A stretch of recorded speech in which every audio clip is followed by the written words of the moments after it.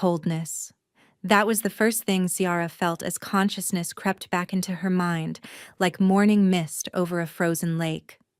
But it wasn't the familiar, damp cold of the servants' quarters in the Northern Territories, where she'd spent the last 19 years of her life. This cold was different, refined, almost silken, like expensive marble against bare skin.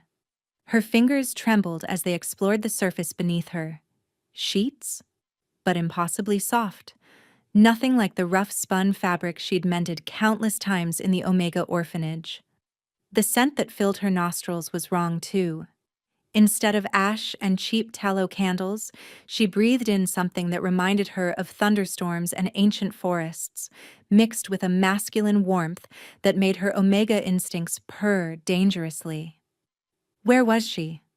Ciara's useless eyes fluttered open out of habit, revealing the same darkness that had been her companion since the fever took her sight at age 7. But her other senses, sharpened by years of necessity, screamed that everything was wrong. The air moved differently here. Vast spaces, high ceilings. The acoustic echo when she shifted told her this room was enormous. "You're awake." The voice struck her like physical force, deep and resonant, coming from somewhere to her left. Ciara gasped, scrambling backward until her spine hit an ornate headboard she hadn't known was there. Her heart hammered against her ribs as her hands clutched the mysterious sheets. Where am I?" Her voice cracked, throat dry as parchment. "What happened to me?" Footsteps approached, confident, measured, predatory. The thunderstorm scent intensified, making her Omega nature want to bare her neck in submission even as her mind recoiled in terror. The footsteps stopped perhaps 3 feet away, and she could feel the heat radiating from whoever stood there, their presence commanding the space like gravity itself. "You're safe," the voice said, and something in its rumble made her bones ache with strange recognition. "You're in the Crimson Palace of Valdris, specifically in the Moonwing's healing chamber." The Crimson Palace? Ciara's mind spun. That was impossible. The Crimson Palace was where Alpha King Theron Nightshade ruled over the 5 werewolf kingdoms. It was thousands of miles from the Northern Territories, a place where forgotten Omegas like her would never even dream of seeing, let alone. "I don't understand," she whispered, pulling her knees to her chest. "I was in the kitchens of Lord Garrett's estate. There was a celebration for his son's mating ceremony. I was washing dishes when—" She paused, straining to remember. The thunder. There was strange thunder but no storm. And then, singing? No, humming. Someone was humming and then everything went dark. Darker, I mean. 3 days ago, the man said, and she heard fabric rustling as if he'd moved closer. "You've been unconscious for 3 days. 3 days?" Ciara's fingers dug into her arms. "Please, sir, I need to get back. Lord Garrett will have me whipped for abandoning my duties. I'm nobody, just a blind Omega servant." "There's been some mistake." "There's been no mistake." The finality in his tone made her protests die in her throat. The air grew heavier, charged with an energy that made her skin prickle. She could hear his breathing now, controlled but deep, and underneath it, something else. A low rumble, almost like a growl being suppressed. "I don't even know who you are," she said, hating how small her voice sounded. A long pause. Then, "I'm the one who brought you here." "But why?" Ciara turned her unseeing eyes toward where she thought his face might be. "What could you possibly want with someone like me?" "I can't even see. I'm useless for most tasks. I have nothing to offer. No family name, no dowry, no dash. Stop." The command in his voice activated every Omega instinct in her body. She fell silent immediately, though her mind raced with questions and fears. She heard him move again, and then felt the bed dip slightly as he sat on its edge, still maintaining distance but close enough that his presence was overwhelming. You need to rest more, he said, his voice gentler now but still carrying that underlying power. Your body went through significant trauma during the transportation spell. The healers said you might experience memory gaps. Transportation spell? Only the most powerful alphas could perform those, and only for purposes of extreme importance. Why would anyone waste such magic on her? When you're stronger, he continued, standing again, we'll discuss everything. For now, know that you're under my protection. No one will harm you here. His footsteps moved toward what she assumed was the door. Ciara's heart pounded with the need for answers. Wait, please, at least tell me your name. Who are you? The footsteps paused. The silence stretched so long she wondered if he'd left without her hearing. Then, just before the door closed, someone who's been searching for you longer than you could possibly imagine, Little Moon. The door clicked shut, leaving Ciara alone with that impossible statement and the lingering scent of storms and cedar. Little Moon? Nobody had ever called her anything but Omega, or Blind Girl. And searching for her? She was nobody worth finding, unless she wasn't nobody at all. Ciara hadn't meant to leave the healing chamber. But after 2 more days of isolation, broken only by silent servants who brought food and helped her bathe, the walls she couldn't even see felt like they were closing in. Her fingertips had memorized every surface within reach, the smooth bedposts carved with what felt like howling wolves, the crystal pitcher on the nightstand, the velvet curtains that whispered wealth with every touch. She discovered the door wasn't locked on the 4th morning. Now, using the wall as her guide, she inched through corridors that smelled of beeswax and old magic. Her bare feet made no sound on the cold marble, a skill learned from years of trying to remain invisible in Lord Garrett's household. The palace was a labyrinth of sensory information, distant voices echoing through vast spaces, the tick of elaborate clocks, the rustle of tapestries in unfelt drafts. Can't believe he brought her here. Ciara froze, female voices approaching from ahead. A blind Omega? What use could she possibly be? Heard she's not even pretty. Plain as porridge, the healer said. The king hasn't taken a proper mate in 5 years, and now this. The king? Ciara's blood turned to ice water. They were talking about the Alpha King, about her. Her back pressed against the wall as the footsteps drew closer, her heart hammering so loud she was certain they'd hear it. Ladies. That voice, deep, commanding, impossibly familiar. The same one from the healing chamber. The footsteps stopped immediately. Your Majesty. Multiple voices gasped in unison, followed by the rustle of fabric. Curtsying, Ciara realized. I trust you were just expressing concern for our guests' well-being, the king said, his tone deceptively mild but carrying an edge that made Ciara shiver. Not gossiping about matters you don't understand. Of course, Your Majesty, one woman stammered. We would never. Because if I heard correctly, you were discussing someone under my personal protection. Someone who, despite what you may have heard, is of significant importance to this kingdom. The silence that followed was suffocating. Ciara held her breath, afraid even that small sound would draw attention to her presence. Leave. Now. The women's footsteps scattered like startled birds. Ciara waited, counting her heartbeats, but she could still feel him there, that overwhelming presence that made every nerve ending aware. You can come out, Little Moon. Her knees nearly buckled. He'd known she was there all along. I'm sorry, she whispered, still pressed against the wall. I didn't mean to. I just needed to walk with me. It wasn't a request. She heard him approach and then felt warm fingers gently take her elbow. The contact sent electricity shooting up her arm, her Omega nature practically purring at the touch of such a powerful alpha. He guided her forward with surprising gentleness, matching his pace to her uncertain steps. "You should have asked for an escort," he said. "The palace isn't safe for you to wander alone." "Nothing's happened to me. Because I've been following you for the past 20 minutes. Heat flooded her cheeks. "You've been watching me?" "I watch everything that matters." The cryptic response made her stomach flutter strangely. His hand on her elbow was steady, warm, and she found herself unconsciously leaning toward him as they walked.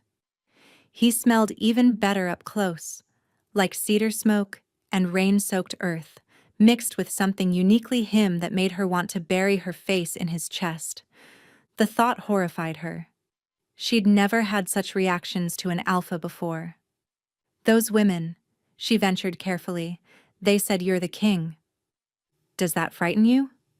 Should it?" She felt him turn to look at her. She always knew when someone was staring, a sixth sense developed over years of blindness. "Most people find me quite terrifying." "I can't see you to be terrified properly," she said, then immediately bit her tongue. But to her surprise, he made a sound that might have been amusement. "Perhaps that's why you're perfect." Before she could ask what that meant, he stopped walking. "We're at the Grand Hall. The ceiling here is painted with the history of the 5 kingdoms, wolves in silver and gold, hunting beneath a full moon." "Why are you describing it to me?" "Because you deserve to know the beauty that surrounds you, even if you experience it differently." His thumb brushed against her arm, perhaps unconsciously. "Tell me, what do you sense here?" Ciara concentrated. "It's vast. The echo suggests 40 feet high. There's stained glass. I can feel the way sunlight fractures through it, warming different spots on my skin, and—" She paused, inhaling. "Roses? But also something else. Iron. Like dash dash quote. Blood. Yes. This is where the challenge rites are held." A shiver ran through her. The challenge rites. Where alphas fought for dominance, for mates, for crown rights. "Have you ever been challenged?" "Many times." His voice dropped lower. "I've never lost." Of course he hadn't. He was the Alpha King. Then a thought struck her. "Your Majesty..." "Theron. When we're alone, call me Theron." The intimacy of the request stole her breath. First names were for family, for lovers, for mates. "I couldn't possibly..." "You can. You will." The command in his voice made her knees weak. "Why am I here? Theron, please, I need to know." He was quiet for so long she wondered if he'd answer. When he spoke, his voice carried weight that pressed against her chest. "Because 3 days ago, every alpha instinct in my body led me to you. Because when I found you unconscious in that kitchen, your scent called to something primal in me that I've been suppressing for years." His hand tightened slightly on her arm. "Because my wolf claims you're—" A horn blasted through the palace, cutting him off. He tensed, a low growl rumbling in his chest. "What is it?" Ciara asked, alarmed. "The summit bell. The other Alpha Lords have arrived earlier than expected." His hand left her arm, leaving cold absence. "I have to go. Guards will escort you back to your chamber." "Wait, you were saying—" But he was already gone, his footsteps disappearing with inhuman speed. Ciara stood alone in the grand hall, surrounded by unseeable beauty and the lingering scent of cedar and rain, her mind spinning with his unfinished sentence. What was she to him? And why did her every instinct scream that her life had just become infinitely more dangerous? The attack came at dinner. Ciara had been seated at a small table in her chamber, carefully navigating the elaborate meal someone had prepared for her. The food here was rich beyond imagination. Tender meat that melted on her tongue, sweet fruits she'd never tasted, bread so soft it felt like clouds. She'd just lifted a spoonful of soup when her enhanced hearing caught it. the slight creak of a floorboard that didn't match the servant's usual pattern. The soup never reached her lips. Something whistled through the air. Ciara threw herself sideways purely on instinct, feeling wind brush past her face as something sharp embedded itself in the wall behind where her head had been. The crash of her chair hitting the floor seemed impossibly loud. "Blind but not deaf, I see," a female voice purred from near the window. Young, cultured, with the accent of the Eastern Territories. "How disappointing. I was hoping for something quick." Ciara's heart raced as she scrambled backward, her hands searching for anything to defend herself with. "Who are you? What do you want?" "Who I am doesn't matter. What I want is simple. You gone." Footsteps approached, slow and deliberate. "Do you have any idea what your presence here has disrupted?" The summit was supposed to be for presenting eligible mates to the king. Daughters of alpha lords, pure-blooded and powerful. Instead, he's locked himself away, refusing all meetings because he's obsessed with some pathetic blind Omega. Another whistle through the air. Ciara rolled left, hearing metal strike marble. Throwing knives, her mind registered. The woman was trying to kill her. "I don't understand," Ciara gasped, using the bed as a barrier between them. "I didn't ask to come here." "No, but you're here now. And as long as you exist, he won't even look at anyone else." The woman's voice hardened. "My sister was meant to be queen. Celestria of the Eastern Pack, beautiful, powerful, everything a true Luna should be. Not some damaged orphan who can't even see the magnificence of what she's stealing." More footsteps, circling. Ciara tracked the sound, her every sense hyper-alert. The woman was between her and the door now. No escape that way. "Please," Ciara tried, though she knew begging rarely worked with those who held power. "I'll leave. I'll tell him I want to go." "Too late for that. He's already scent-marked you. Didn't you notice? Every wolf in this palace can smell him on your skin." A bitter laugh. "No, you need to disappear completely. Tragically. Perhaps you fell from a balcony, unable to see the danger." The door exploded inward. The sound was deafening. Wood splintering, metal shrieking as it was torn from hinges. A roar followed, so powerful it vibrated through Ciara's bones and activated every submissive instinct in her Omega nature. She dropped to her knees involuntarily, her body responding to the pure alpha dominance that flooded the room. "Theron!" she breathed, recognizing his scent beneath the rage. "Your Majesty!" The woman's voice pitched high with fear. "I was just... She attacked me. The Omega went feral. I was defending..." A growl cut her off. Then sound Ciara couldn't fully process. A struggle. A choked gasp. Something heavy hitting the wall. "Lady Morgana." Theron's voice was barely human, more wolf than man. "Sister to Celestria. I should tear your throat out for this." "You wouldn't dare." The woman, Morgana, wheezed. "My father is Lord Victor. If you harm me, your father will receive you back in pieces if you ever come near her again." Something cracked. Wood or bone, Ciara couldn't tell. "Look at me. Look at me." Silence. "She is mine, mine to protect, mine to keep, mine to claim when I choose. If you, your sister, or anyone else from your pack so much as breathes in her direction again, I will end your entire bloodline. Do you understand?" "Yes," Morgana gasped. "Yes, Your Majesty." "Get out. Tell your father the Eastern Pack is no longer welcome at the summit." Scrambling sounds, then footsteps running away.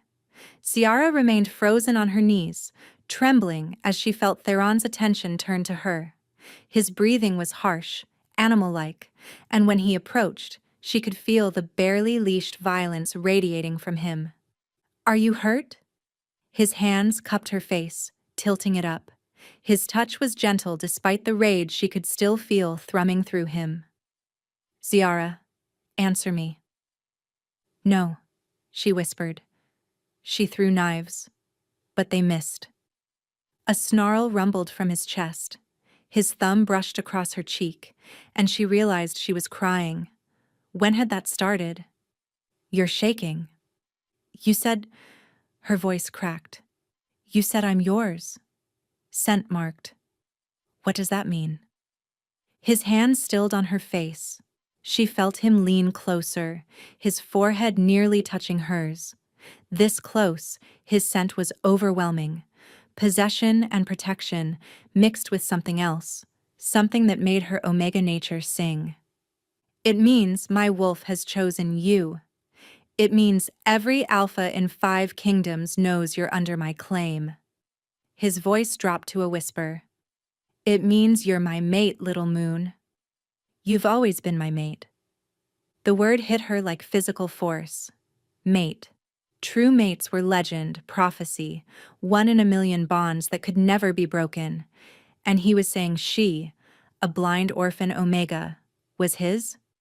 That's impossible, she breathed. I'm nobody.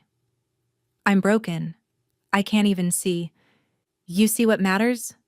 His nose brushed against her throat, inhaling deeply. You see me, not the crown. You see Theron, not the Alpha King everyone fears.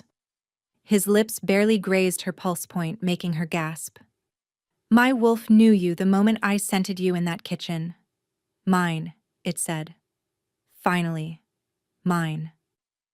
But the summit, the other Alpha's daughters. Politics. Arrangements. Not one of them is my true mate. He pulled back slightly, though his hands remained on her face. I've lived 90 years, Ziara. Held this throne for 60 of them. Searched for my true mate through every one of those years. Then 3 days ago, a pull I couldn't resist led me to the Northern Territories, to a servant's kitchen, to you. 90 years. She'd forgotten. Alpha Kings aged differently, lived longer. He could be ancient while still in his prime. I don't understand any of this, she admitted. A week ago I was washing dishes. Now you're telling me I'm... She couldn't say it. It was too impossible. My mate, my Luna, my queen, if you'll have me. His voice roughened. Though after tonight, I understand if you want to leave. This world, my world, it's dangerous. You were nearly killed because of me. Someone will try again. Yes. There will be others who think I don't deserve you. Many others. And you still want me here? His hands tightened slightly on her face. I want you everywhere. By my side, in my bed, on my throne. I want your scent mixing with mine until no one can tell where I end and you begin. I want... He cut himself off, breathing harshly. But what matters is what you want. I won't force this bond on you. Ziara's mind spun. Everything was happening too fast. But beneath the fear and confusion, something else stirred. A recognition her Omega nature had been screaming since she first heard his voice. Him, it whispered. Always him. I need time, she said carefully. To understand. To decide. You'll have it. He helped her to her feet, steady and sure. But not here. You'll stay in my wing from now on, where I can protect you properly. Won't that cause more problems? Let them try.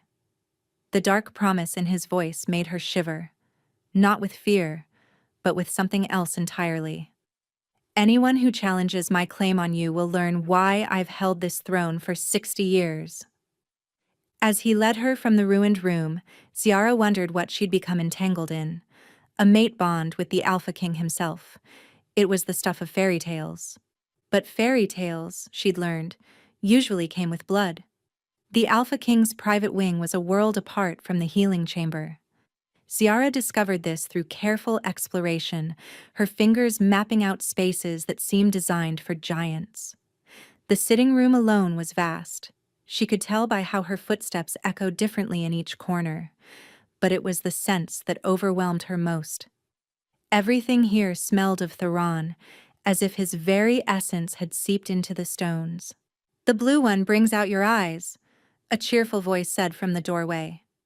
Ziara startled, nearly dropping the dress she'd been examining by touch. "Who's there?" "Kaya Moonwhisper, Your Majesty's beta." Footsteps approached, lighter than Theron's but confident. "And before you say it, yes, I know you can't see the color. But trust me, the dress is lovely. I don't need fancy dresses." Ciara set the garment down carefully. "And please don't call me Majesty. I'm not the queen."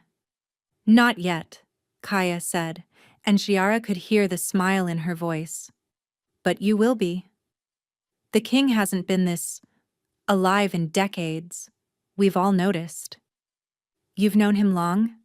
50 years, give or take?" Fabric rustled as Kaya moved closer. "I was there for his last mate bond ceremony." Ciara's blood chilled. "His last? He's been mated before?" "Not truly mated. Arranged. Lady Celestine of the Southern Seas. Beautiful, powerful, perfect on parchment." Kaya's voice softened. "She died in childbirth. The pup didn't survive either. The king," he blamed himself, "said if she'd been his true mate, his wolf could have saved her." The weight of that tragedy settled in Ciara's chest. "How long ago?" 43 years. He's refused every match since, despite the council's pressure.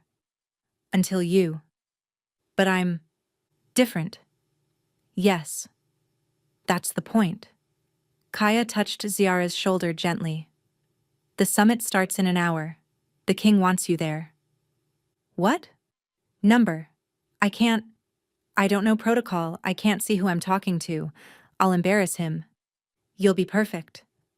"Besides," Kaya's tone turned mischievous, "he's already announced that anyone who insults you will face him in the challenge ring. Amazing how polite alphas become when facing possible death." Within the hour, Ciara found herself dressed in silk that whispered against her skin, her hair pinned up in elaborate coils that Kaya assured her were stunning. Her hands trembled as Kaya guided her through corridors filled with strange voices and overwhelming scents. So many alphas in one place made her Omega instinct scream to run or submit. "Breathe." Theron's voice suddenly surrounded her, his hand replacing Kaya's on her arm. His presence immediately calmed her racing heart. "I'm here." "This is a mistake," she whispered. "They all hate me already." "They fear me more than they could ever hate you." His thumb stroked her wrist, finding her pulse. "Trust me, little moon." The great hall doors opened with ceremonial grandeur. Conversation died instantly. Ciara could feel hundreds of eyes on her, the weight of their judgment pressing against her skin. Theron led her forward, his steps measured and deliberate. "Lords and ladies of the 5 kingdoms," his voice carried absolute authority, "may I present Lady Ciara under my personal protection and claim." The silence stretched taut. Then, from somewhere to the left, "She's blind." Ciara recognized the voice. Lord Victor of the Eastern Pack, Morgana's father. "How observant." Theron's tone could have frozen fire. "She is also under my protection, as your daughter learned yesterday. Would you like to join her in exile, Victor?"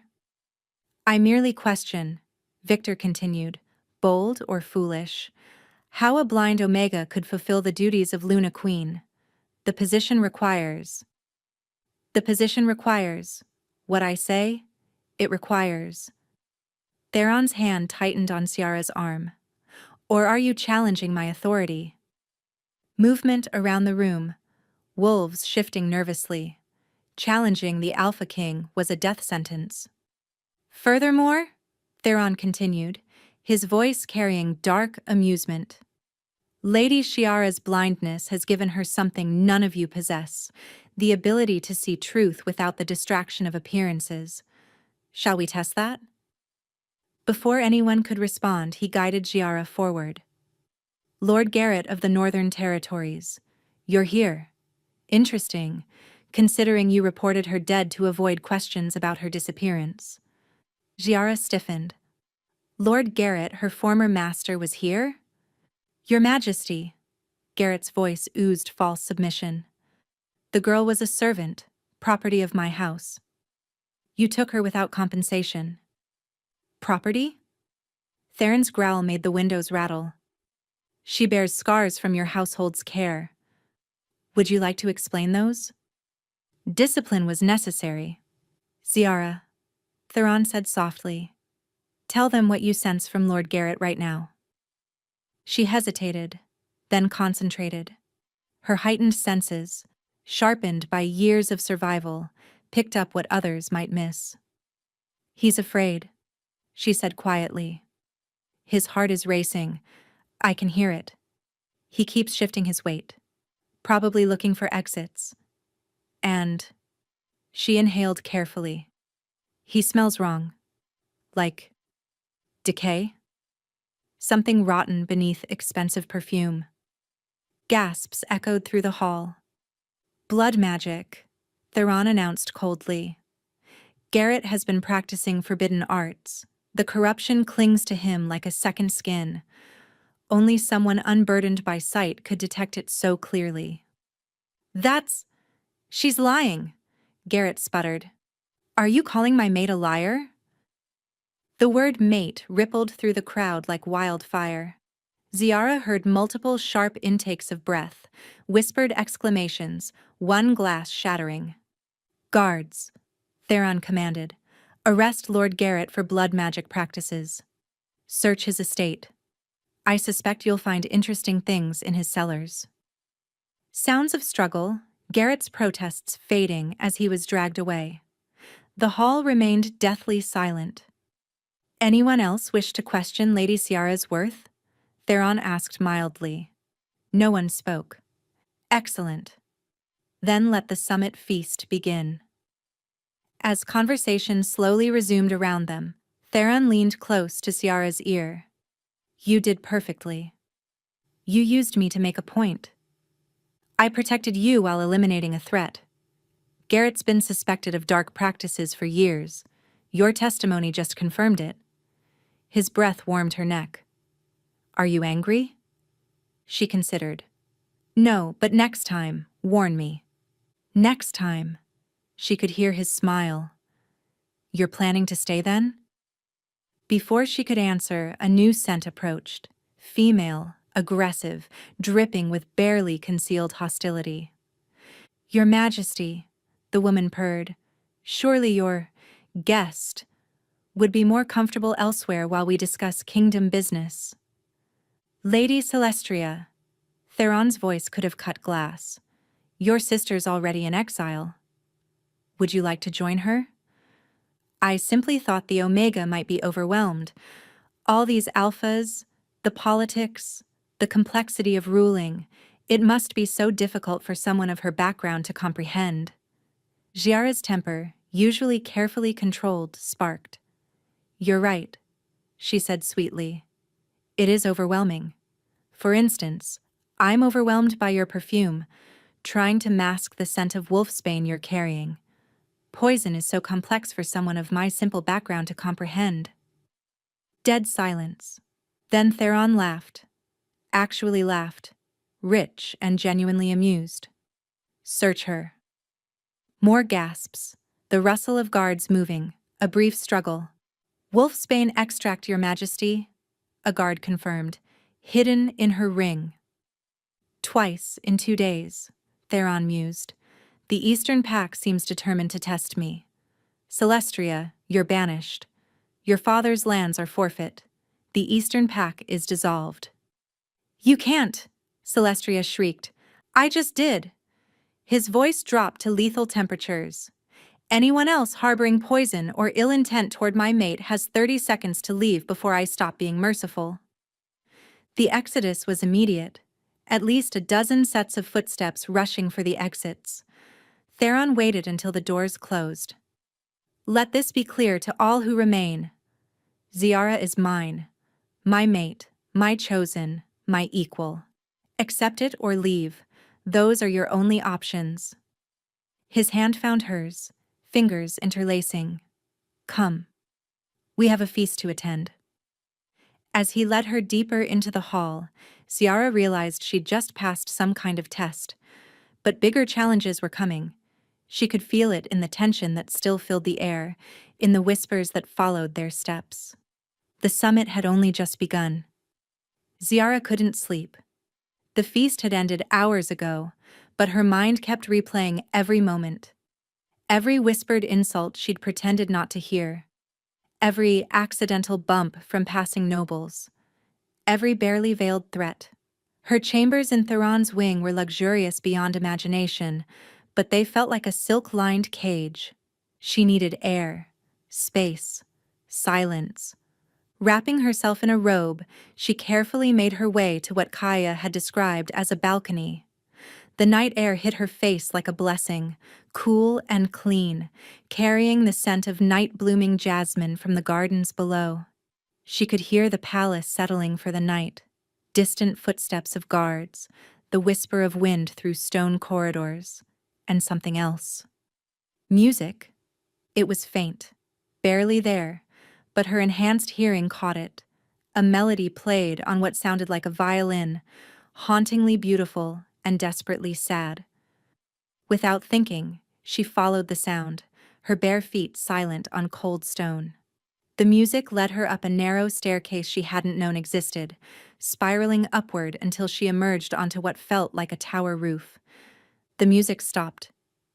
"You should be sleeping," Theron said quietly. "So should you." She carefully felt her way forward until her hands found a stone railing. "I didn't know you played." "There's a lot you don't know about me," the violin strings whispered as he set it down. "It helps me think. Helps me remember why control matters." "What were you playing?" "Something my mother taught me. Before she died." His voice carried weight that had nothing to do with his alpha authority. "She was Omega, like you." Ciara turned toward his voice, surprised.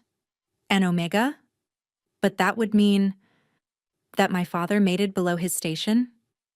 "Yes. It was a scandal that nearly destroyed the kingdom. The other packs rebelled, said an Omega couldn't birth strong heirs." His footsteps approached slowly. "She died proving them wrong, bringing me into the world. My father followed her within a year. Broken mate bonds tend to do that." "Theron. I swore I'd never take an Omega mate. Never repeat his mistake. For 90 years, I kept that promise."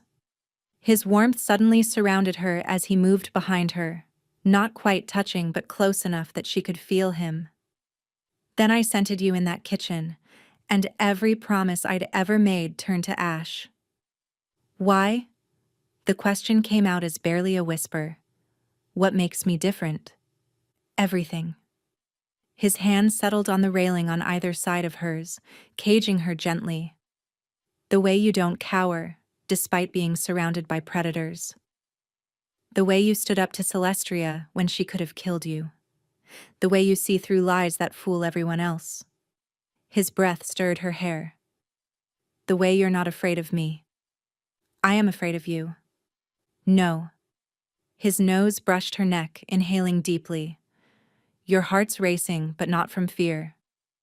"I know what fear smells like, little moon. This isn't it." He was right. What she felt wasn't fear. It was something far more dangerous. "The bond you mentioned? Is it real? Or just politics?" "Feel for yourself." He took her hand, placing it over his chest.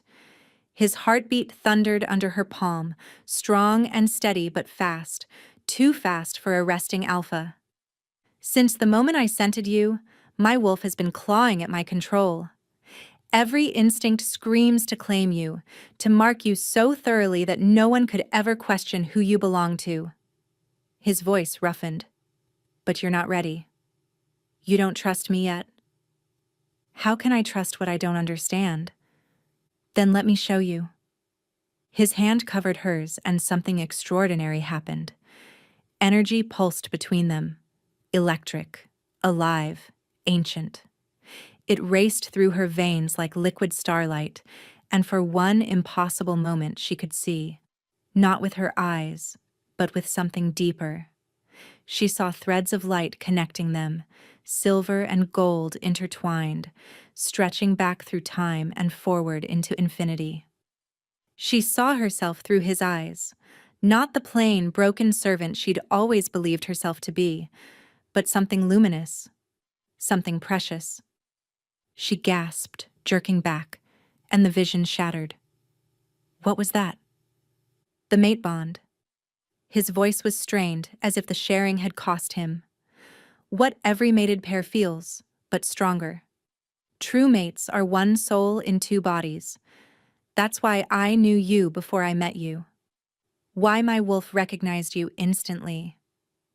But I don't feel. You do. You just don't recognize it yet. His hand cupped her face gently. Why do you think you trust me enough to be alone with me?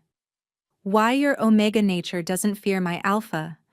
Why you can sense things about other wolves that should be impossible? She wanted to deny it but couldn't. From the moment she'd woken in the palace, something in her had recognized him, called to him. There's more, he said carefully. Things about your past that don't make sense. The Northern Territories have no record of where you came from before age 7. No parents, no pack, nothing. Just a blind Omega child found wandering after a fire. I don't remember? Because someone made sure you wouldn't. His thumb stroked her cheek. There are spells that can lock memories, hide identities. Whoever you were before, someone wanted you hidden. The question is why. A chill ran through her that had nothing to do with the night air. You think I'm not really nobody? I think you're someone important enough that people died to keep you hidden. And now that you're here, in the open? He pulled her against his chest, arms wrapping around her protectively. The summit isn't really about presenting mates to me. It's about power, control. And somehow, you're the key to something bigger. How do you know? Because 3 ancient prophecies mention a blind Omega who'll either save or destroy the 5 kingdoms, and every alpha downstairs is terrified you're here. Ziara's knees weakened. What? There's a reason they're trying to kill you, little moon. It's not just jealousy. His arms tightened. Someone knows who you really are. And they're desperate to stop you from remembering. Before she could respond, a howl split the night, long, mournful, and wrong somehow. Then another, and another. Rogues. Theron snarled, his body tensing. Inside the palace walls. That's impossible unless... An explosion rocked the tower. Stone cracked, shifted. The floor tilted. Someone's betrayed us, he growled, pulling her toward the stairs. The summit was a trap. As they ran, Ziara heard more howls, screams, the clash of battle. Whatever was happening, it was centered on one goal, getting to her. The question was, to kill her or to take her? The palace was chaos. Ziara could hear it in every sound, wolves fighting in the corridors, claws against stone, snarls and screams echoing through the halls. Theron half-carried her through passages she hadn't known existed, his body constantly shifting to shield her from unseen dangers. Kaya! He barked into the darkness. Report! Southern walls breached. His beta's voice came from somewhere ahead, strained with battle. At least 40 rogues, but they're organized. This isn't random. They knew exactly where to hit. Inside job, Theron growled. Someone at the summit. A body slammed into them from the left. Ziara hit the wall hard, stars exploding behind her useless eyes. She heard Theron roar, a sound that made her bones ache, followed by the wet tear of flesh. Don't move, he commanded her. Then she heard him shift, bones cracking, reforming. His wolf was massive. She could tell by how the air displaced around him. More attackers came. She pressed against the wall, helpless, listening to him tear through them with brutal efficiency. Shara! She recognized that voice. Lord Victor. But why would? Hands grabbed her arms, yanking her from the wall. Got her! Move, move! No! She struggled, but Victor was alpha strong. He dragged her through unfamiliar spaces while she heard Theron fighting behind them, separated by too many enemies. Shut up, girl! Victor hissed. You're worth more than the entire Eastern Territory to the right buyer. Buyer? Horror crept through her. You're selling me? The Shadow Pack pays well for special bloodlines, especially prophesied ones. His grip tightened painfully. Should have taken you years ago when Garrett first found you, but we didn't know what you were then. Just another orphan. Then the king's interest made us look closer. They burst into what felt like a courtyard. She could tell by the open air, the echo of walls around a large space. More wolves were there, their scents foreign, wrong. Rogues, but as Kaya had said, organized ones. Is this her? A new voice. Female. Ancient sounding despite its smoothness. The blind Omega? Yes, priestess, Victor confirmed. Priestess? Ciara's blood chilled. The Shadow Pack wasn't just rogues, they were cultists, believers in the old dark magics. The woman approached, and Ciara smelled herbs, blood, and something else. Power, raw and terrible. Fingers touched her face, and images flooded her mind. A burning castle, a woman's scream, a child running through smoke, eyes sealed shut by magic, memories locked away. Run, Ciara! Don't let them find you! You're the key! Ciara gasped, jerking away. What did you— Interesting, the priestess murmured. The binding is stronger than expected. Someone very powerful wanted you hidden. She turned to Victor. You've done well. Your territory will be restored when the kingdoms fall. When the kingdoms? What are you talking about? Oh, child, the priestess laughed. You really don't know, do you? You're the lost heir of the Silver Moon Pack, the original pack, the first wolves. Your bloodline carries the power to either unite all wolves under one rule or destroy them entirely. That's impossible. I'm nobody. You're the daughter of Alpha King Azrael and Luna Queen Seraphina of Silver Moon. They died hiding you when you were 7, after the other packs discovered what you were. The priestess's voice turned gleeful. A blind Omega with the power to see truth, to break any Alpha's command, to make even kings kneel. The prophecy called you the moon's judgment. Ciara's world tilted. It couldn't be true. But the fragments of memory, the vision. A roar shook the entire courtyard. Theron burst through the wall, literally through it, stone exploding outward.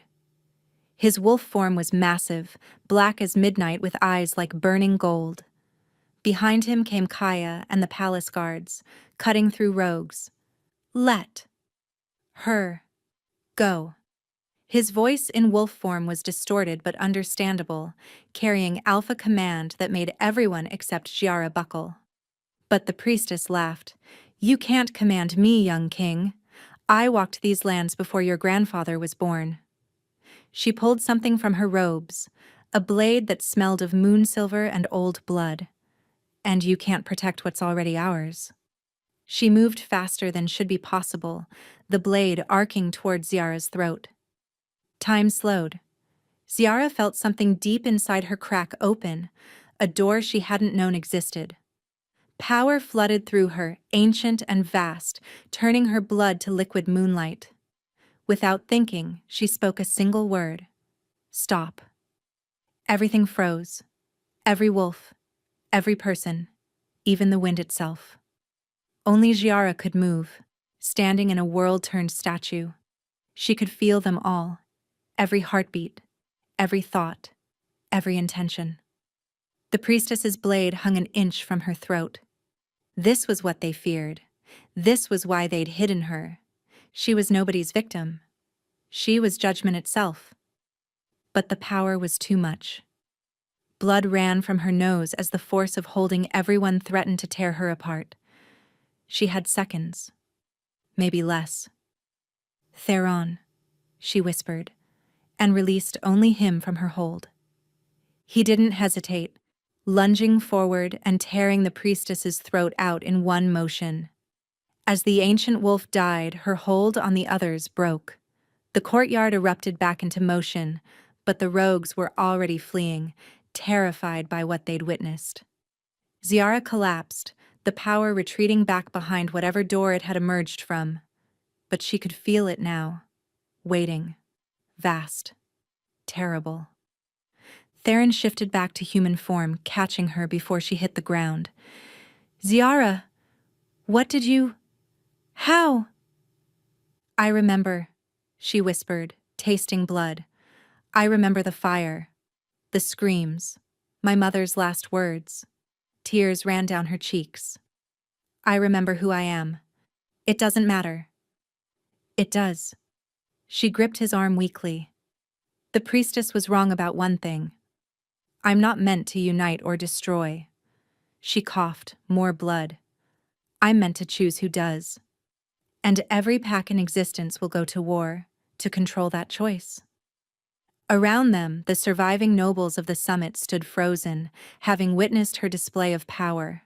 She could feel their fear, their awe, their calculating thoughts. "The real game's just beginning," she whispered to Theron, "and I'm the prize everyone's playing for." But for the first time in her life, she wasn't helpless. She had power. She had Theron. And she was done being anyone's pawn. 3 days after the summit attack, Ciara stood in the palace's war room, her fingers tracing the raised surfaces of a tactical map, while Theron and his advisors argued around her. She'd insisted on attending despite their protests. Being blind didn't mean being helpless, a lesson they were slowly learning. 7 packs have declared intentions to retrieve her, Kaya reported grimly. They're calling her the Silver Moon Heir openly now. Some want to use her power. Others want to eliminate the threat. "Let them try," Theron growled. "The palace defenses won't hold against 7 armies." An older voice interrupted. Lord Marcus, Theron's most trusted advisor. "Your Majesty, perhaps we should consider alternatives." "Such as?" Theron's tone could have frozen flame. "Hiding her. Send the girl away until..." "No." Ciara's quiet word cut through the debate. Everyone fell silent. She'd been practicing with her newfound power, learning to project authority without freezing entire rooms. "Running made me vulnerable for 19 years. I won't run again." "Child, you don't understand the danger," Marcus began. "I understand perfectly." She turned toward his voice, knowing her sightless eyes still unnerved him. "They're not just hunting me for power. They're terrified of what I represent. Judgment without bias, truth without sight. Every corrupt alpha, every hidden crime, every false alliance. I can expose them all." "She's right." A new voice from the doorway. Young, male, unfamiliar. "Which is why I'm here." Theron moved instantly, placing himself between Ciara and the newcomer. "Who let you in?" "Your guards. I carry a peace banner." Footsteps approached slowly. "I'm Prince Darius of the Northern Wastes, and I'm here to warn you." Ciara inhaled, cataloging his scent. Wolf, yes, but something else. Something that made her newly awakened power stir with interest. "You're not fully wolf," she said. Silence. Then a surprised laugh. "The stories are true. You do see everything." A pause. "My grandmother was a witch. It's why the Wastes have remained neutral for centuries. Nobody wants to fight wolves who might curse them." Why warn us? Theron demanded. Because there's something you don't know about the attacks. They're not random. Someone's coordinating them. Someone who knows exactly what Lady Ciara is capable of. His voice dropped. Someone who was there the night her parents died. Ciara's blood chilled. That's impossible. Everyone died in that fire. Not everyone. One survivor was never found. Your father's beta, Damon Whiteclaw. He's been living under a false name, building a shadow network for 19 years. Darius moved closer. He calls himself the Prophet now. He's convinced that controlling you will let him resurrect the Silver Moon Pack under his rule. Damon. The name triggered something in Ciara's returning memories. A tall man, always smiling, always watching, her father's most trusted friend. He was there when the binding was placed on me. He knows how to break it completely. Which is why you need to strike first, Darius said. I can help. My witch blood gives me certain advantages. Why would you help us? Kaya asked suspiciously. Because the Prophet promised my younger sister to his son as payment for our pack's alliance. She's 14. His voice hardened. I don't sell children, no matter the political gain. Theron was quiet for a long moment. Then, what do you propose? Bait, Ciara said before Darius could answer. Everyone turned to her. The Prophet wants me alive to control my power. Use that. Let him think he's winning.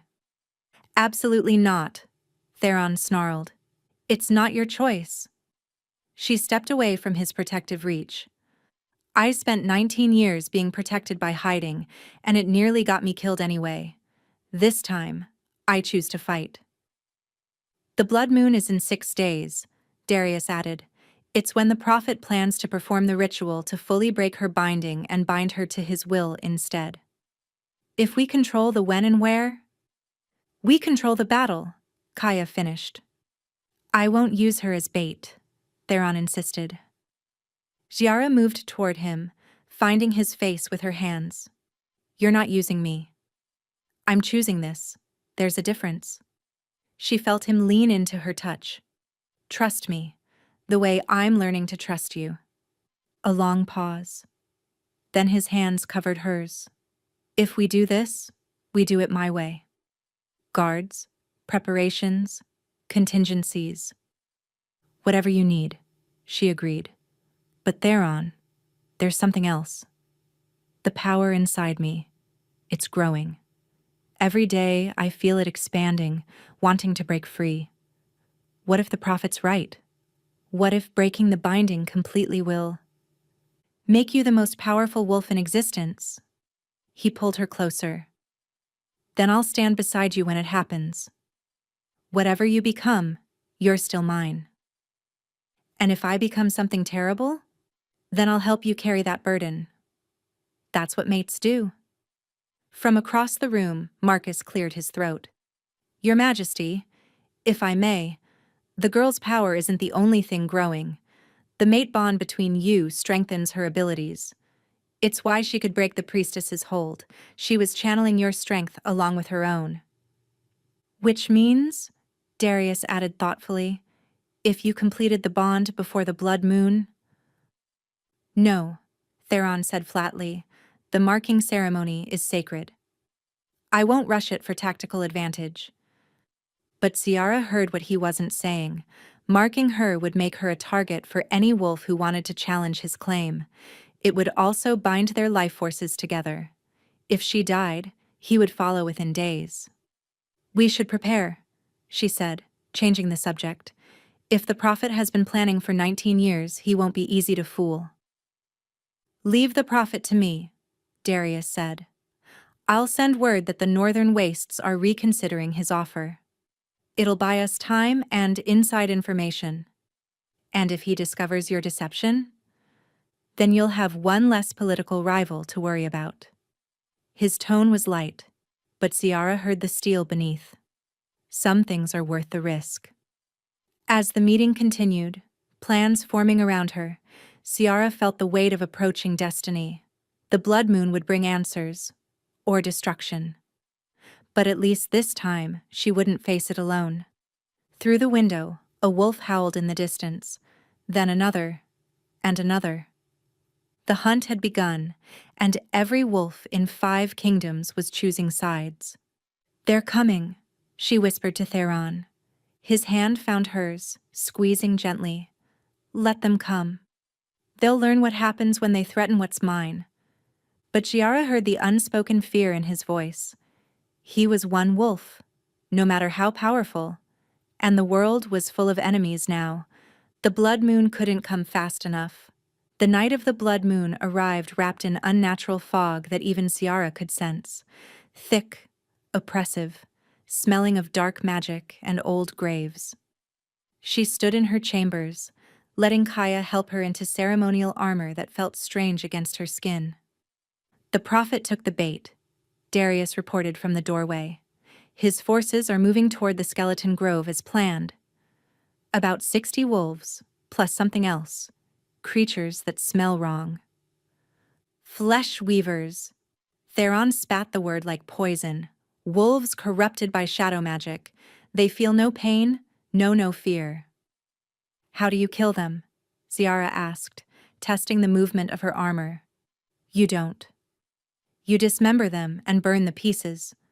His footsteps approached. "Which is why you're not going. We've discussed this." The plans changed. The flesh weavers weren't part of the intelligence. "I won't risk." "You won't risk me? But you'll risk yourself?" Ciara turned toward him. "Every wolf out there is hunting me. Let you face them alone while I hide here like a coward?" "Like someone protected," he corrected. "Like prey." She found his face with her hands, feeling the tension in his jaw. "The binding on my power is already cracking. I can feel it. If the prophet starts the ritual, I'll be drawn to it whether I want to be or not. Better to go on our terms." "She's right," Kaya said reluctantly. "The ritual needs her blood and presence. If he starts it without her there, it could rip her soul from her body to complete the ceremony." Theron cursed viciously. "Fine. But you stay with the guards." A bell tolled. Deep, resonant, wrong. The blood moon bell. But it was too early. Moonrise wasn't for another hour. "He's started," Darius breathed. "How is he starting without—" Ciara gasped, doubling over as pain lanced through her skull. Images flooded her mind, memories not her own. A young girl, terrified, bleeding over an altar. Another Ciara, another time. "He has my blood," she whispered. "From when I was 7. The night of the fire. I was hurt. Bled everywhere. He must have collected it. Preserved it." 19 years of planning," Theron snarled. "Get everyone to the grove now." What happened next was chaos in motion. Ciara found herself on horseback, a first, with Theron's arms around her, guiding the beast as they raced through forest paths. She could hear their forces around them, 50 of their best warriors against who knew how many enemies. The grove, when they reached it, reeked of death magic. Ciara could feel the ritual pulling at her, trying to unravel the binding on her power thread by thread. Each pull was agony. "Welcome, little princess." That voice, it triggered memory after memory. Uncle Damon, teaching her to hide her scent. Uncle Damon, always asking about her dreams. Uncle Damon standing in her parents' bedroom with a bloody sword. "You killed them," she breathed. "You killed my parents." "I freed you," Damon corrected, his voice carrying across the clearing. "They were going to bind all your power, make you normal, ordinary. I couldn't let such potential be wasted. By murdering everyone I loved? A necessary sacrifice, just like tonight." She heard him step closer, though Theron's growl kept him at distance. "You can feel it, can't you? Your true nature awakening? The power to command any wolf, to see through any lie, to judge who deserves to rule and who deserves death. He was right. The power was rising like a tide, threatening to drown her humanity. But there was something else. A warmth in her chest, golden and steady. The mate bond anchoring her. "Here's my offer," Damon continued. "Come willingly, and I'll spare your mate. Fight, and my flesh weavers will tear him apart while you watch. Well, listen." "Counteroffer," Ziara said, stepping forward despite Theron's attempt to hold her back. "You stop this ritual now, and I won't show everyone what you really did 19 years ago." Damon laughed. "You were 7, traumatized. No one would believe." "I don't need them to believe." She raised her voice, knowing every wolf could hear. "I just need to show them." She reached for that door inside her, the one holding back her power, and instead of fighting it, she opened it halfway. Power flooded out. Not enough to lose herself, but enough to project. Suddenly, every wolf in the clearing could see what she saw in her mind's eye, memories preserved in perfect, terrible detail. Damon murdering her parents. Damon setting the fire. Damon placing a twisted version of the binding on her to keep her power locked until he could claim it. The clearing erupted. Damon's own wolves turned on him, horrified by the betrayal they'd witnessed. The flesh weavers, bound to his will, faltered as his concentration broke. "Now!" Theron roared. The battle was brutal but brief. Ziara stood in its center, power coursing through her as she held the vision steady, forcing everyone to see the truth. She felt Damon approaching, desperate, his sword raised. She spoke a single word: "Kneel."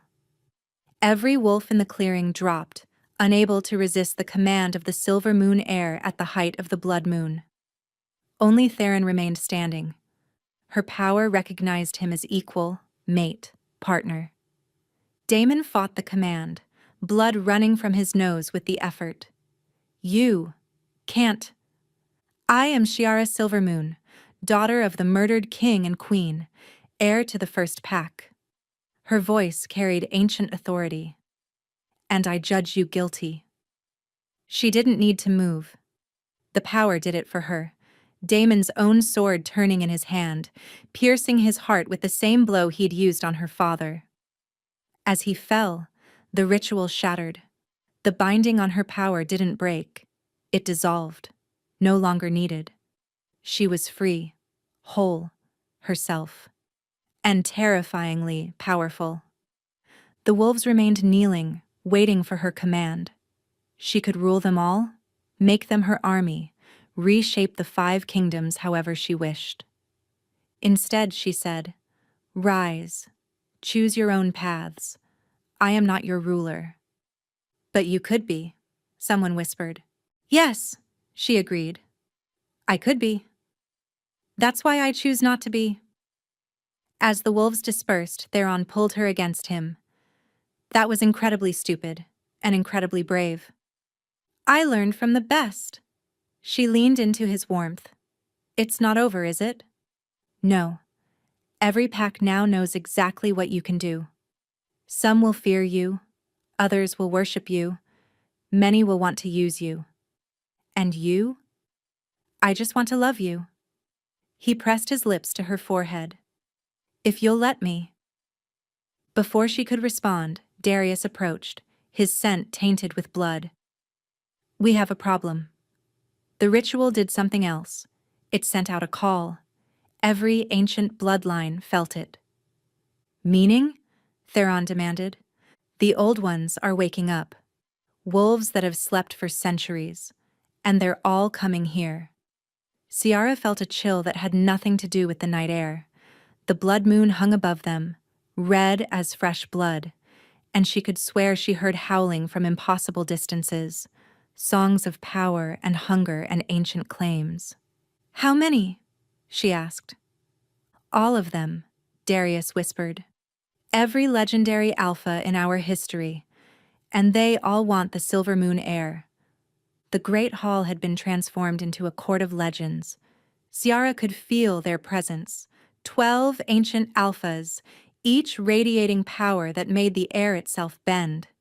They'd arrived over 3 days, each with an entourage, each with a claim.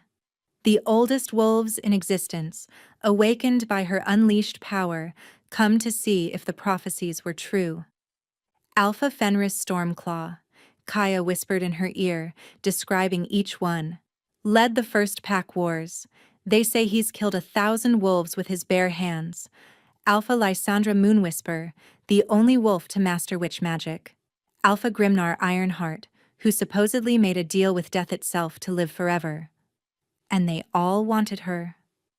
The Silver Moon heir must choose a worthy mate, Fenris declared, his voice like grinding stone. The prophecy is clear, her power must be bound to one strong enough to reshape the world. She has a mate, Theron said coldly from beside her. A mere pup, Lysandra laughed, her voice strangely melodious. 90 years old? I have shoes older than you, boy. You cannot possibly handle the power she wields.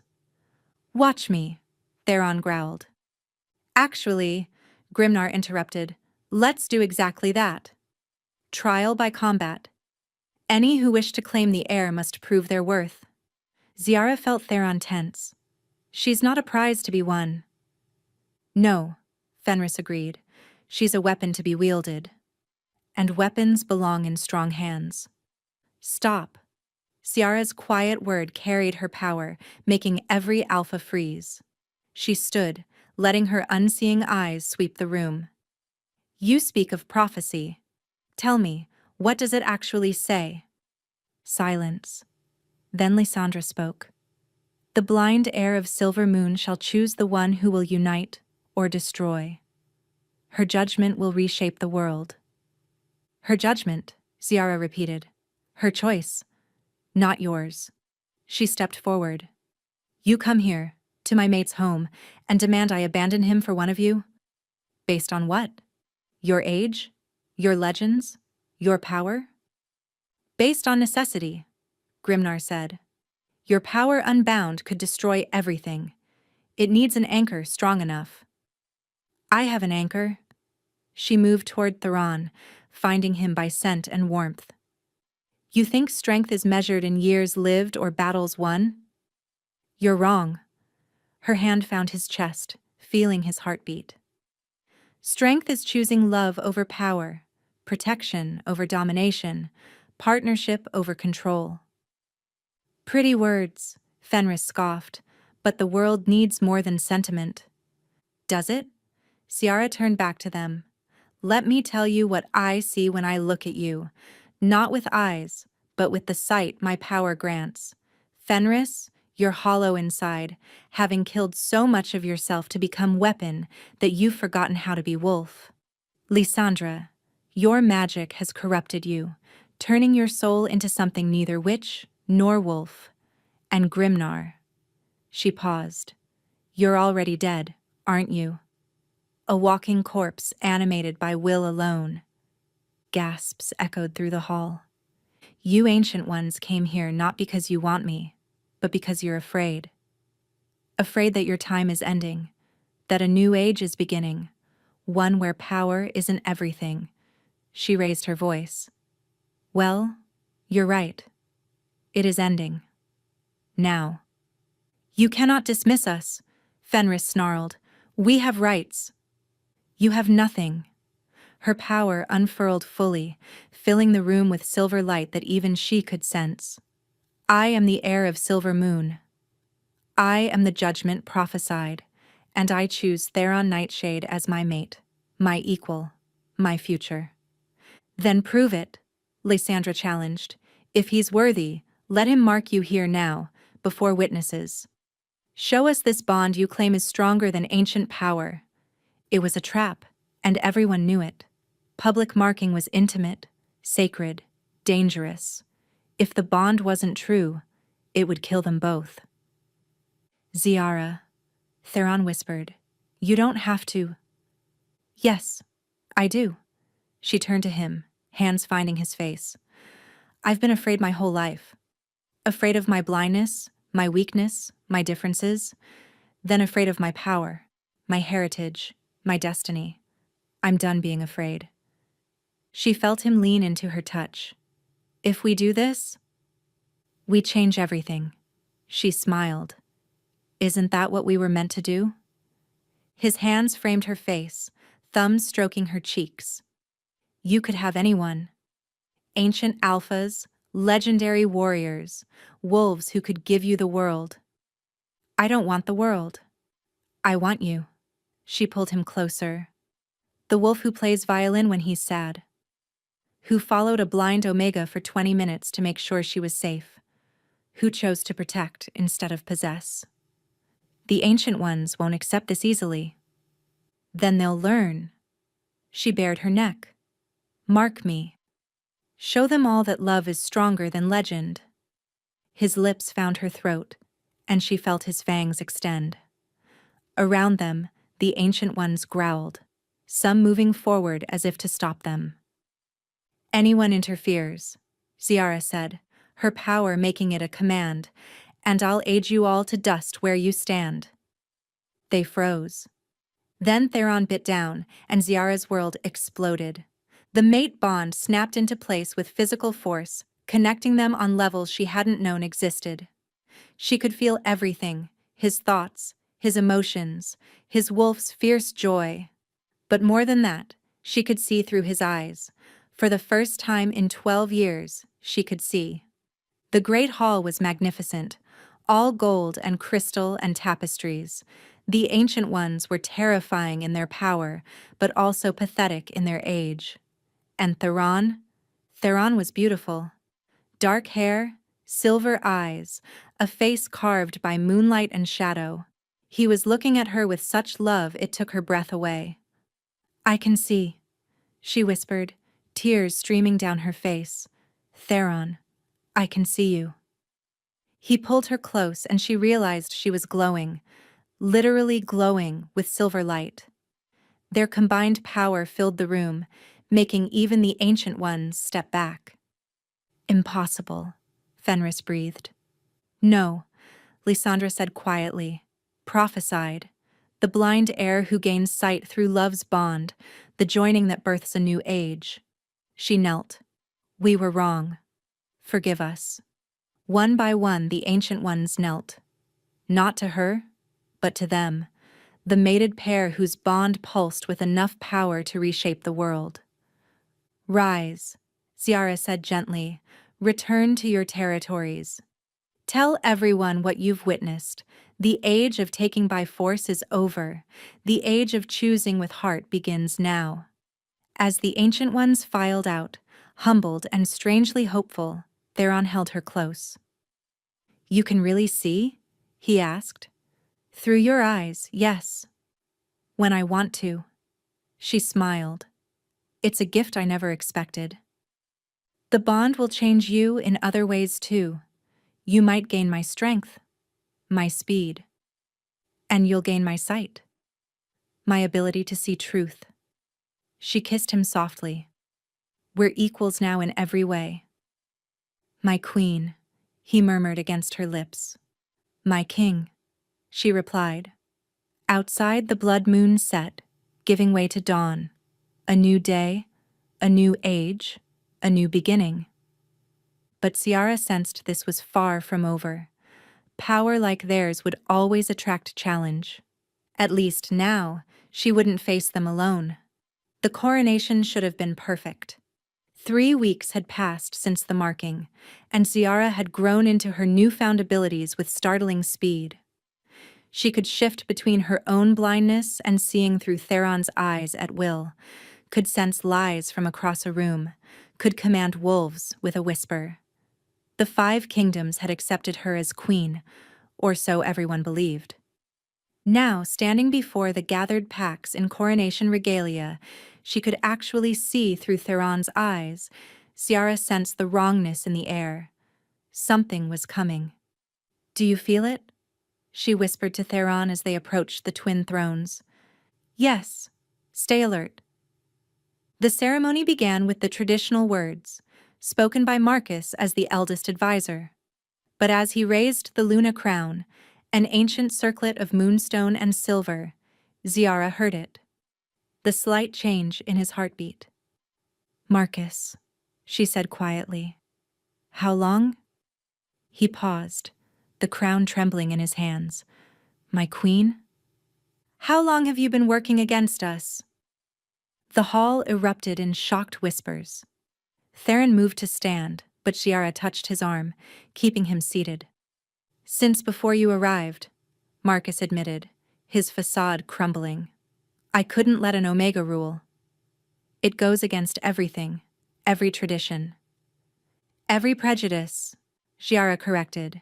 "You helped coordinate the summit attack. You fed information to Damon.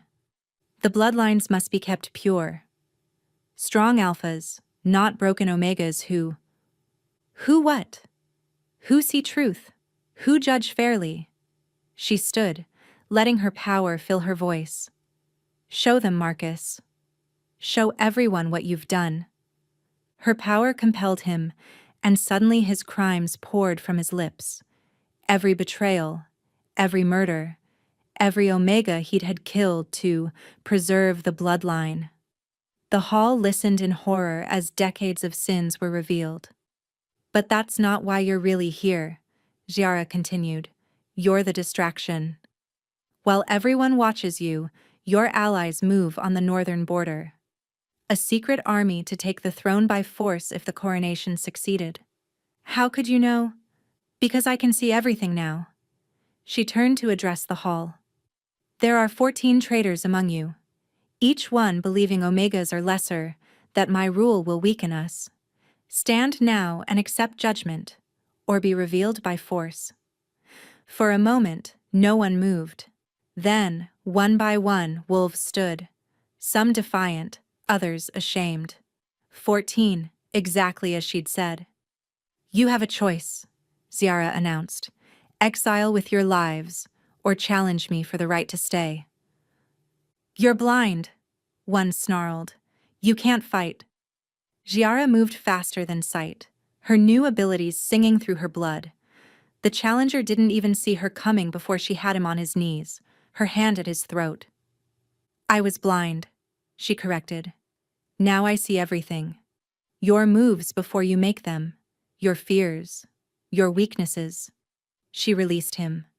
"Choose, exile or death." "Exile," he gasped. The others quickly made the same choice. As the traitors were escorted out, a young Omega girl approached the throne, trembling. "Your Majesty?" Ziara recognized her. Vera, a servant she'd heard crying in the kitchens. "Yes." "Is it true? What you said? That Omegas aren't lesser?" "We're different. Not lesser." Ziara stepped down from the throne, kneeling to meet the girl's eyes. "We see what others miss, feel what others ignore. Our strength isn't in dominance, but in understanding." Could I be strong too?" Ziara smiled. "You already are. You just need to learn to see it." She stood, addressing the hall again. "This is my first decree as Luna Queen. Every Omega in the 5 kingdoms will have access to education, to training, to positions of power if they earn them. The old hierarchies based solely on designation end now." "The Alphas won't accept it," someone called out. "They will," Theron said, standing beside her. "Because I'm Alpha, and I accept it. Because strength comes in many forms, and we've been fools to waste half our population's potential." "And if they refuse?" The same voice challenged. Ziara let her power rise, silver light emanating from her skin. "Then they'll answer to me. The blind queen who sees all. The Omega who commands alphas. The judgment prophesied." Her voice carried to every corner. "I am not asking for acceptance. I am declaring change. Adapt or leave." A long silence. Then, starting from the back, applause. Not from the alphas first, but from the Omegas, the betas, the overlooked and underestimated. Soon, even the proudest alphas were clapping, understanding that the world had shifted beneath their feet. Marcus, still kneeling in chains, laughed bitterly. You think you've won? You have no idea what's coming. The old ones you sent away? They're not the oldest things in this world. There are things that predate even them, and your power has woken them. What things? Theron demanded. The first wolf. The origin of our kind, and he's coming to judge if you're worthy of the power you wield. Marcus's smile was cruel. Legends say he's killed every Silver Moon heir who ever lived. You're just the next in line. Before anyone could respond, a howl split the air, ancient, powerful, wrong. It came from everywhere and nowhere, making every wolf in the hall whimper in instinctive fear. He's already here, Marcus whispered. The father of wolves comes. Ciara felt Theron's hand find hers, their bond pulsing with shared strength. Whatever came next, they'd face it together. Let him come, she said, loud enough for all to hear. I've faced prejudice, betrayal, and legend. What's one more test? But inside, she trembled. Because this howl spoke of power older than kingdoms, older than prophecy itself. And it was calling her name. The father of wolves didn't arrive like the ancient ones, with pomp and ceremony. He simply appeared in the throne room between one heartbeat and the next, as if he'd always been there. Ciara couldn't see him, even through Theron's eyes. He existed in a space beyond normal sight, a presence that pressed against reality itself. But she could feel him, ancient, vast, neither evil nor good. Simply, first. Little heir. His voice was the sound of wind through prehistoric forests, of the first hunt, of the original howl. You've caused quite a stir. Every wolf in the hall had dropped to their bellies, submitting instinctively to the progenitor of their race. Only Ciara and Theron remained standing, though she felt Theron fighting every instinct to kneel. I did what was necessary, Ciara said, proud that her voice didn't shake. Necessary. The word rumbled with what might have been amusement. Your mother said the same thing before I killed her. Ice flooded Ciara's veins. My mother died in a fire. A fire I allowed through Damon's hands. Just as the fever that took your sight was my test, to see if you could find strength in weakness. He moved. She couldn't see it, but she felt it, circling them like the world's largest predator. Every Silver Moon heir must be tested. Your mother failed. She chose to hide your power rather than face what you were meant to become. And what am I meant to become? That depends on you. He stopped directly in front of her. The Silver Moon line carries my direct blood, the power to reshape our entire species. But power corrupts. Every heir before you fell to it, became tyrants, monsters, or cowards. So I ended them. You're saying you'll kill me if I fail some test?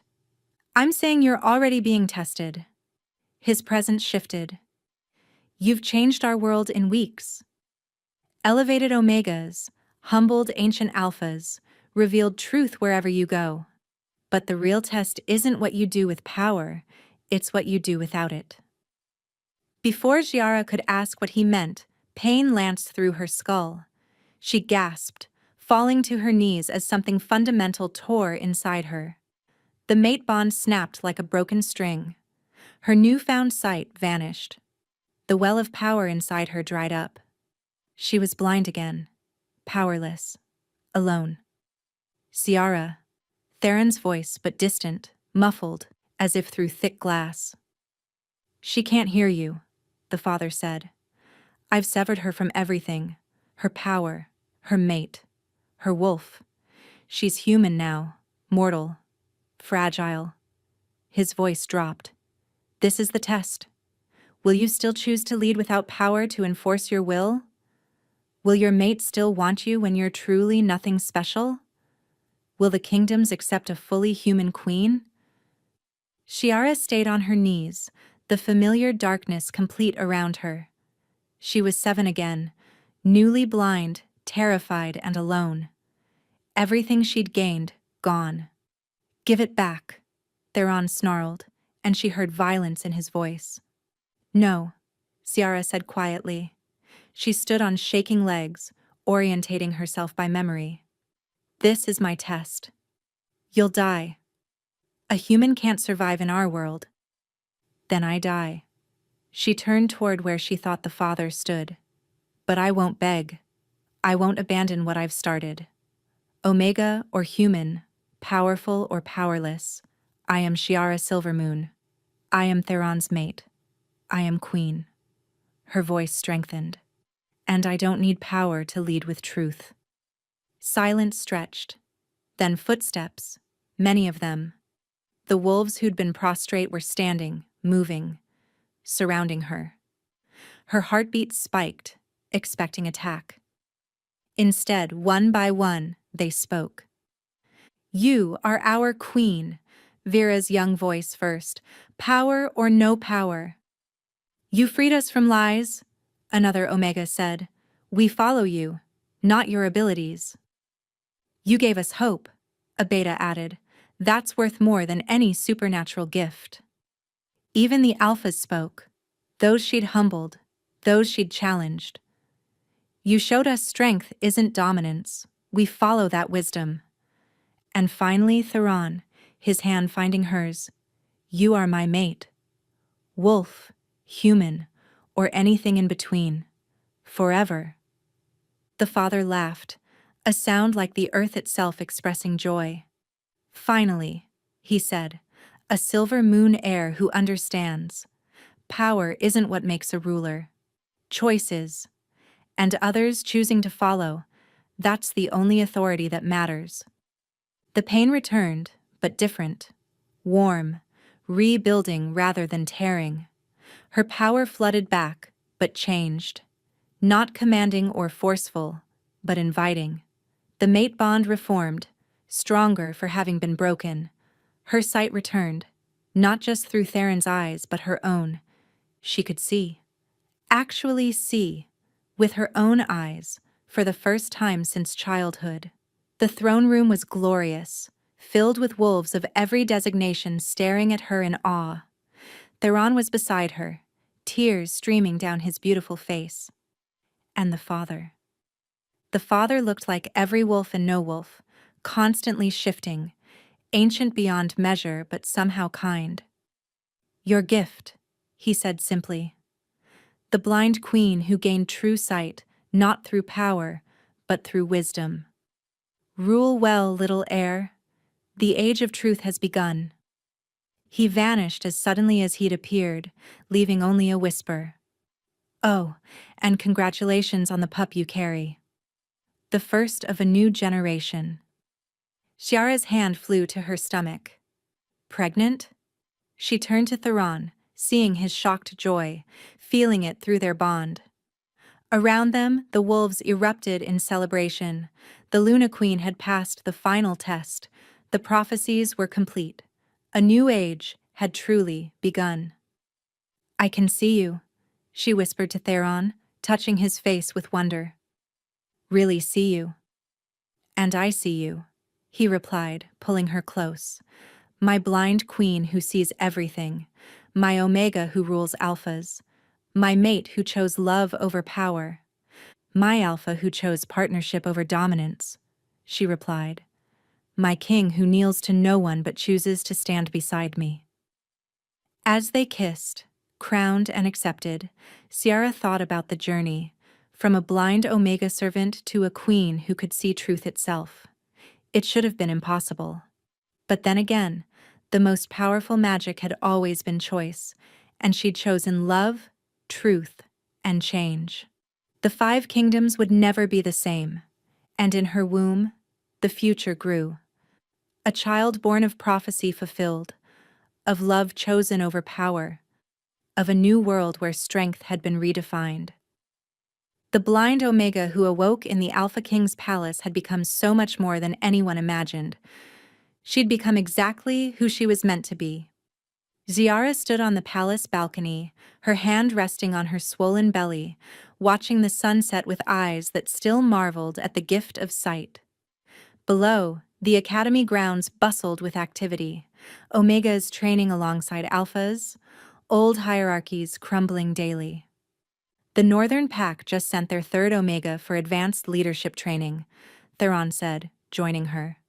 And the Eastern Territories have officially requested you personally oversee their integration reforms. Change is slow but steady, she agreed, leaning into his warmth. Though I still get death threats weekly. Which I handle personally. His hand covered hers on her belly. Anyone who threatens you or our pup learns why I've held this throne for 60 years. She smiled. My protective alpha. Your protective alpha who knows you could handle them yourself if you chose to. The baby kicked, and they both laughed. According to the healers, their daughter would be something entirely new, neither alpha nor omega, but something in between.